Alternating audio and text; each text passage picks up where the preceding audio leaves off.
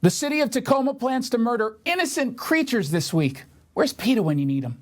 Welcome to the Jason Rantz Show, presented by None Better Tax Resolution.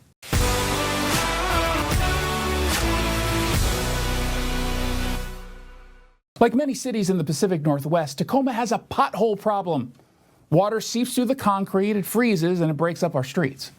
Now, unfortunately, cities rarely tackle the potholes with the gusto that we all need in order to drive around without damaging our suspensions or losing our hubcaps. The city of Tacoma has a plan, though, good news, but it comes at the expense of an adorable creature named Phil. As part of the oddly titled Pothole Palooza, which actually sounds like the city is celebrating the potholes, the city will tackle larger projects each day this week. Potholes at specific intersections in areas that likely offer political support for the people in charge will be filled, weather pending. Featured in this campaign promoting the Pothole Palooza is an adorable purple three-eyed creature. Now, unfortunately, he suffers from resting discomfort face, RDF, because look at its mouth. It's got teeth that are rounded, too big for his mouth, making him seem like a monster when he's just merely misunderstood. But he just wants to live amongst the rest of us. He's probably looking for an optometrist who can handle a patient with 3 eyes. And what are the ghouls in Tacoma doing? They're burying Phil and his friends and family alive. Phil the pothole, get it, hasn't had an easy life. The creature and his friends and family have been looking to settle down after bad experiences in the Pacific Northwest. They weren't weird enough for Portland, so Phil the pothole and his crew, they made their way into Washington State. After briefly living in Kelso, they left to find a larger city, a more accepting city. They quickly learned Sequim and Aberdeen weren't good fits. You wouldn't believe the stares they got. Priced out of Seattle, ultimately they settled in Tacoma.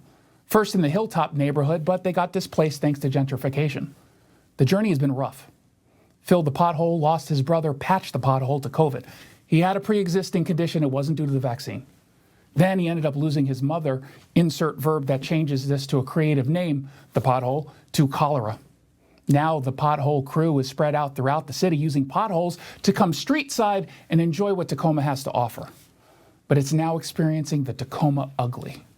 You'd think a city that supposedly embraces diversity, equity, and inclusion would celebrate the differentness of Phil the pothole and his family. But this city seeks to trap him and his friends underground, where they will ultimately starve to death. Phil and crew were merely looking for a place to belong. There's actually an idea here where everybody wins. The city could just, fix the potholes, not 1 week a year, but every week of the year, tackling pothole by pothole by pothole without making a campaign out of it. Taxpayers have relatively simple needs here. We just want things to work. Our streets are broken. They need to be fixed. The point of turning it into some event like this is to earn them some points from the community. Hey, look at us. We're filling potholes and murdering rare three-eyed creatures. Give us an award. But you don't get extra points for filling potholes. That is a basic function of your job. The thing is, I didn't particularly care about Phil the pothole or his family because I didn't know any of them existed. I'd have preferred the city keep me ignorant. But the adorable monster can't be unseen, and now I feel bad.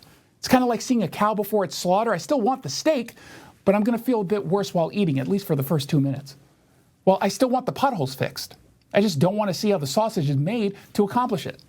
So next time, maybe the city of Tacoma could just do its job, not ask for credit, and avoid introducing cuddly creatures into the mix. Or maybe, now that I think about it, it's all a sick psyop, right? When the city doesn't make a dent in the pothole problem, we're going to give them a pass because it means we'll be saving the lives of some cute creatures. Actually, that's pretty brilliant. Jason Rantz here with Greg Nunn, your local tax expert and advocate. Greg, thank you so much for coming on. Hey, Jason, great to be with you again and talk about these tax issues. So some folks out there have the IRS calling them nonstop or even coming to their door. What do you recommend they do? You are protected by statute, by law, that when you have representation, they have to deal with your representative. And I am acting in your best interest when I'm dealing with the IRS. And I tell you, you don't want to talk to them, it'll just stress you out. If you're having trouble with the IRS, then call Greg Nunn. Greg might be able to negotiate a settlement for up to 85% off the original amount owed, and that includes penalties and interest. Call Greg Nunn today. Did you like that commentary? Make sure you subscribe to the podcast of The Jason Rantz Show. Get it at ktth.com or wherever it is you download your podcasts.